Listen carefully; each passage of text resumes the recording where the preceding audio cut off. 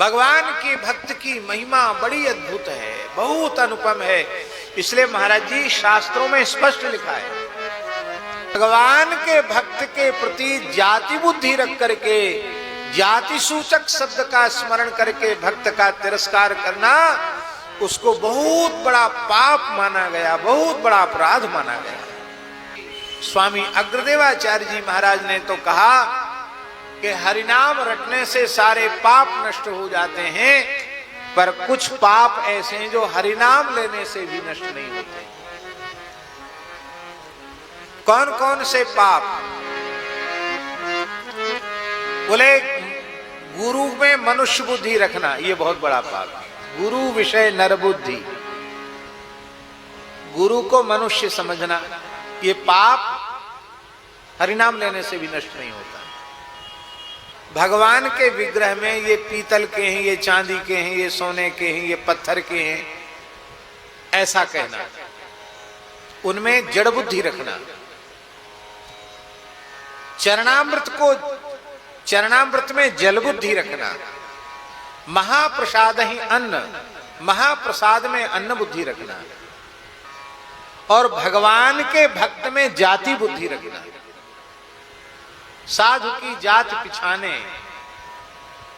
अग्रस्वामी जी कहते महाराज जी, तेनर नरके जाएं, इस प्रकार का पाप करने वाले लोग नरक में जाते हैं, वेद स्मृति बखाने और पाप दुर्घट विकट। वो हरिनाम और पाप जितने हैं वो नाम रटने से कट जाएंगे, लेकिन ये न कटे हरिनाम रट, यहां तक अग्रस्वामी जी ने कहा, ये पाप हरिनाम लेने से भी नहीं कटेंगे।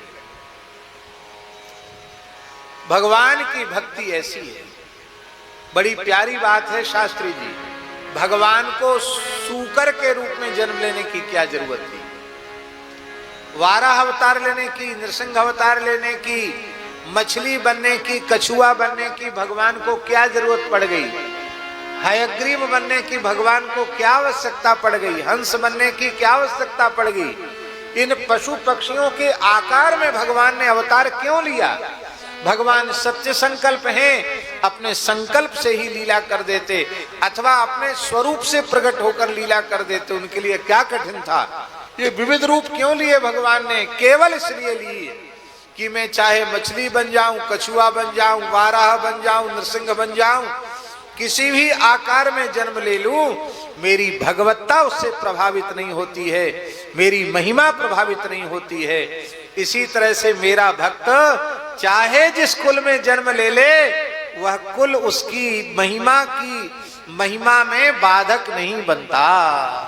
बस होना चाहिए भगवान का भक्त।